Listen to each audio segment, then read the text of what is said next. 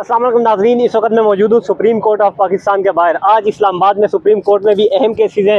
इस्लामाबाद की session court में भी अहम केसेस थे जो कि हो गए हैं और इस्लामाबाद हाई कोर्ट में भी अहम केसेस हैं। पहले सुप्रीम कोर्ट में मैं मौजूद हूँ, यहाँ की आपको अगर तफसील बताऊँ, सुप्रीम कोर्ट में आज एक बड़ा केस है जिसमें PTI की तमाम क़यादत यहाँ पर पहुँच चुकी है। बैरिस्टर गोहर यहाँ पर पहुँच चुके हैं, सलमान अकरम राजा जो PTI के वकील हैं वो यहाँ पर पहुँच चुके हैं, सेनेटर फैसल जावेद साहब यहाँ पर पहुँचे, शौकत बसरा यहाँ पर पहुँचे। बड़ी तादाद में PTI की जो ख्वातीन विंग्स की लेडीज़ हैं वो यहाँ पे आई हुई हैं। केस की अगर मैं बात करूँ तो यहाँ पर चीफ जस्टिस काजी फाइज ईसा की सरबराही में फुल कोर्ट एक केस की समाअत कर रहा है। केस ये है कि जो महसूस नशिस्तों का केस था, चेयरमैन PTI की जानिब से जो था PTI की जानिब से एक पटिशन दायर की गई थी सुप्रीम कोर्ट में। पटिशन ये दायर की गई थी कि जो महसूस नशिस्तें हैं PTI जो कि मुल्क भर से इंतखाबात जीत के आई है, अपनी सीटें जीत के आई है, लेकिन महसूस नशिस्तें जो PTI का हक बन रहा है वो दूसरी सियासी जमातों को मिल रही है। तो उस हवाले से PTI ने एक पटिशन सुप्रीम कोर्ट में दायर की थी।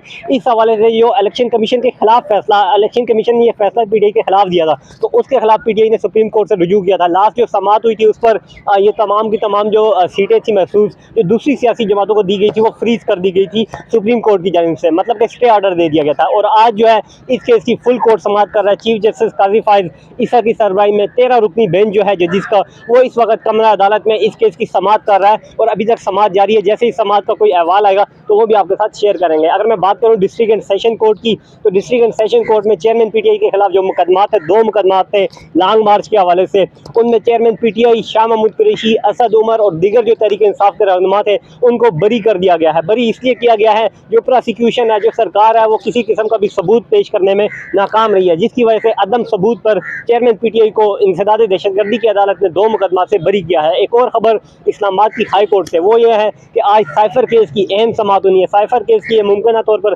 इस्लामाबाद हाई कोर्ट में आखिरी समाअत लग रही है, क्योंकि जो प्रोसिक्यूशन है उनके दलाइल ख़त्मी हैं। आज ख़त्मी दलाइल के बाद जो PTI के वकील हैं वो 15 से 20 मिनट अपने दलाइल देंगे, उसके बाद साइफर केस भी अपने अख्ताम को पहुँचेगा और ये फैसला महफूज होता दिखाई दे रहा है।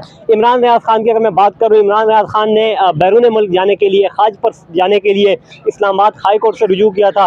इस्लामाबाद हाई कोर्ट में एक पटिशन दायर की थी कि उनका नाम जो है वो ECL से निकाला जाए और हज पर जाने की इजाज़त दी जाए। जिस बार इस्लामाबाद हाई कोर्ट ने समाअत की थी, काजी जो इस्लामाबाद हाई कोर्ट के चीफ जस्टिस हैं जस्टिस आमिर फारूक साहब, उनकी सरबराही में 2 रुकनी बेंच ने यह समाअत की थी। इमरान रियाज खान को बैरून मुल्क सफ़र करने की इजाज़त दी गई थी और वज़ारत दाखिला को यह आर्डर किया गया था कि उनका नाम ECL से निकाला जाए। लेकिन जब गुज़िश्ता रात इमरान रियाज खान जो कि साफ़ी हैं वो एयरपोर्ट पर गए, वहाँ से हज पर जाने के लिए गए, लेकिन वहाँ पर उन्हें रोक दिया गया और ये कहा गया कि आप बैरून मुल्क सफ़र नहीं कर सकते। इमरान रियाज वहाँ पे कोर्ट का आर्डर दिखाते रहे, लेकिन चीफ जस्टिस के और जो ये आर्डर था उसे नहीं माना गया और इमरान रियाज को एयरपोर्ट पर रोका गया। आज इस वक्त वो इस्लामाबाद हाई कोर्ट में मौजूद है, कमरा अदालत में मौजूद है। एक मरतबा फिर चीफ जस्टिस से रुजू करेंगे, इस्लामाबाद हाई कोर्ट से रुजू करेंगे।